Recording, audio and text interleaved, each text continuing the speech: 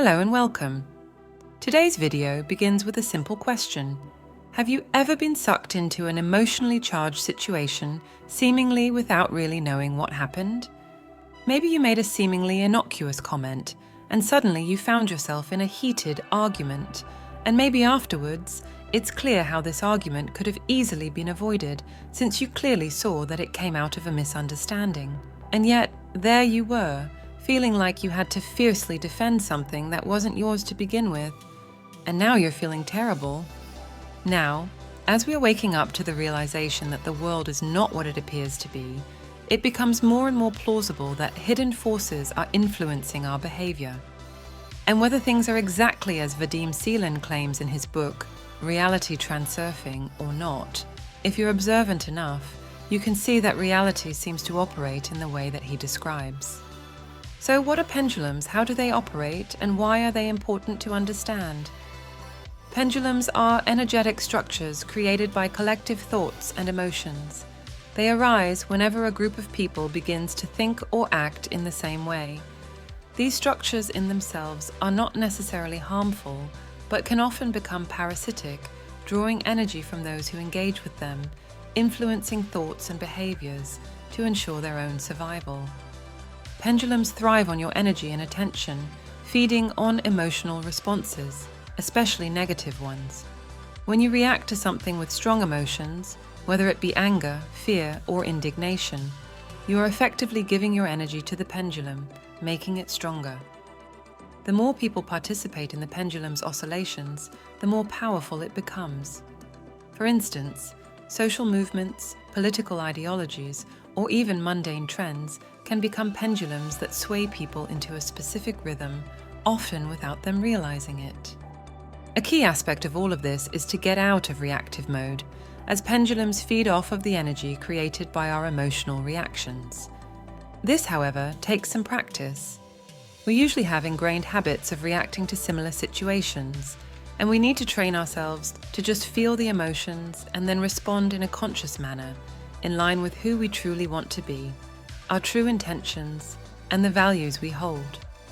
Thus, to defeat a pendulum, the first crucial step is awareness.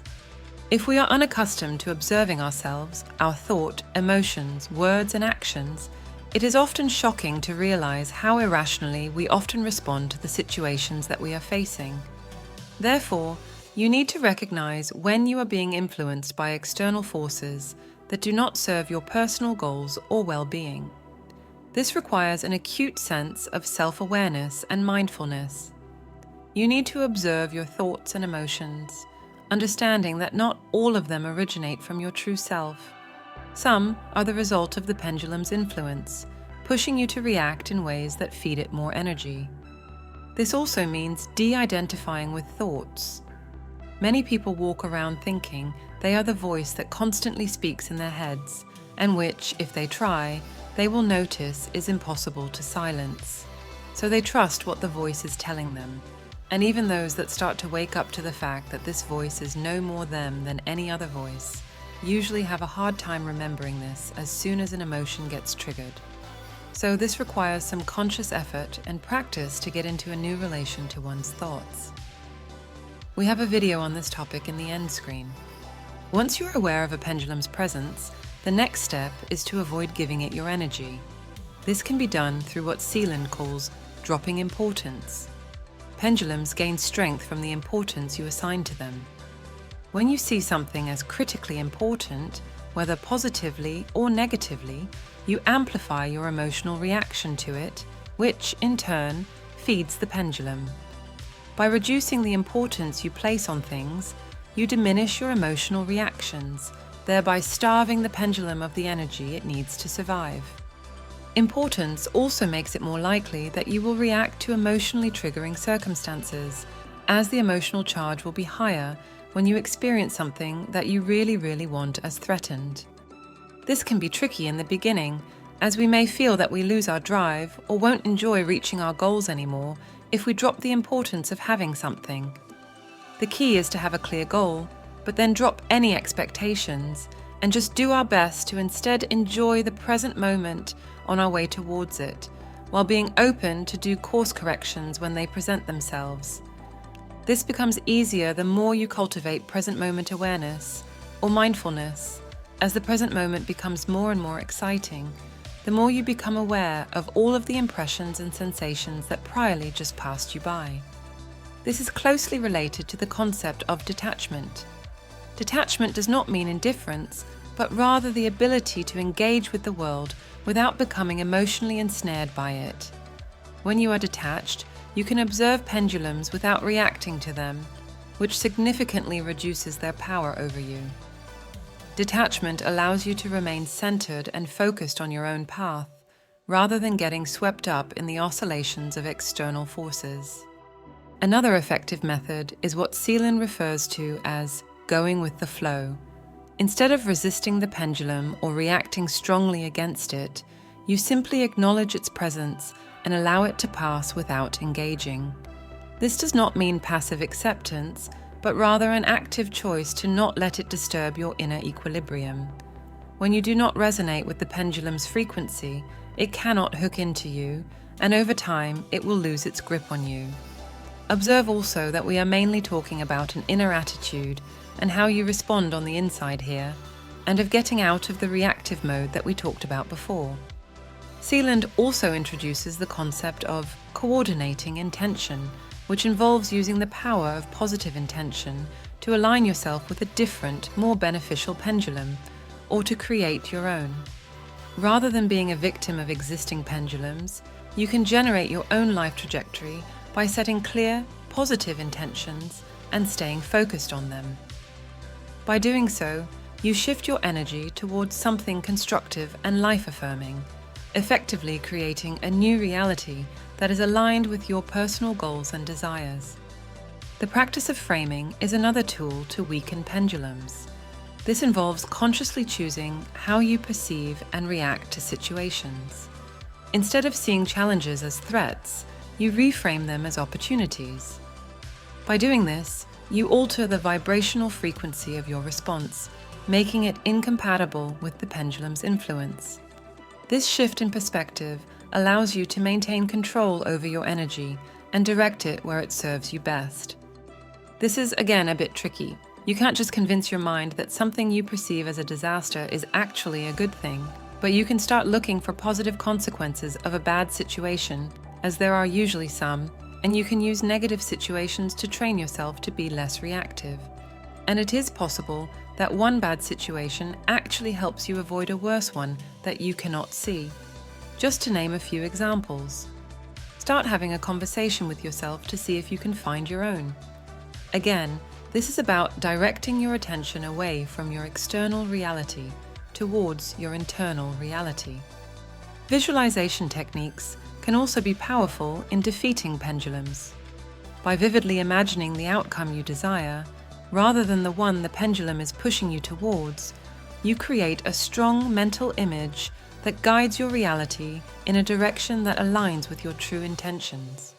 Visualization acts as a counter-pendulum, one that is entirely under your control and works to manifest your goals rather than siphon your energy. An advanced technique Zeland discusses is the use of slide creation. A slide is a mental construct or a scenario that you repeatedly visualize until it becomes part of your reality. By creating positive slides, you can override the negative influence of pendulums, steering your life towards the reality you wish to create.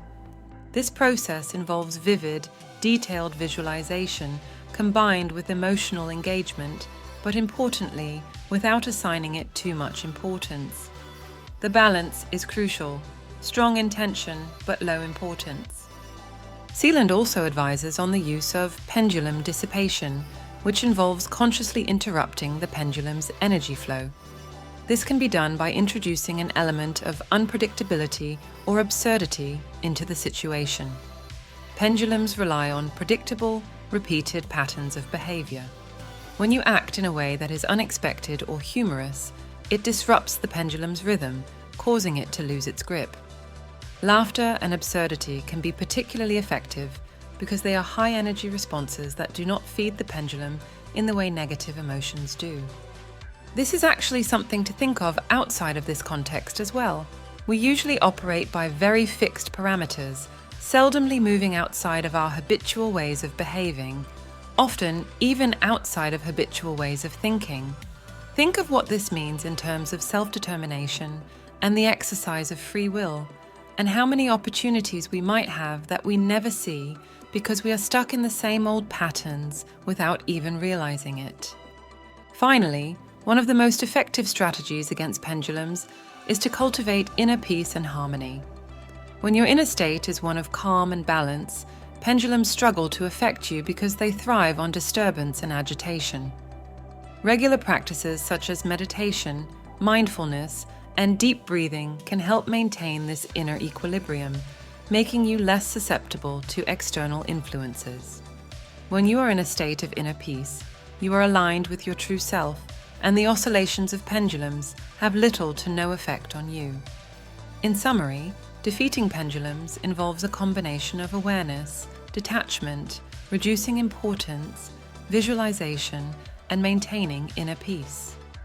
By recognizing the pendulum's influence and choosing not to engage with it emotionally, you starve it of the energy it needs to survive. Instead, you redirect your energy towards positive intentions and actions that align with your true desires. By creating your own positive pendulums or counteracting negative ones, you take control of your reality and steer it in a direction that serves your highest good. This process is not about fighting against the pendulums, but rather transcending them by aligning with a higher, more harmonious frequency, so that you simply float effortlessly high above the snares of the pendulums through keeping your attention on what you can control in your inner reality rather than being sucked into the pendulum's game in the external. Through these methods, you can free yourself from the influence of pendulums and create a reality that reflects your true intentions and desires. In all of this, it is important to remember that you need to work consciously to get out of reactive mode. Pendulums will try to trigger an emotional response in you and thus push you into habitual reactive behavior, which in turn will add fuel to the old, familiar emotions. The key here is awareness. When you cultivate present moment awareness, you hinder yourself from going unconscious when the triggers inevitably arise and thus go into reactive mode, and you become more perceptive of what is going on in your immediate experience, which makes it more likely that you notice when a pendulum is influencing you. And you also make the present moment more interesting when you discover all of the things that you priorly paid no or little attention to, which in turn reduces the level of importance that you attach to future outcomes. And that concludes today's video. Don't forget to like and subscribe. Thank you for your time.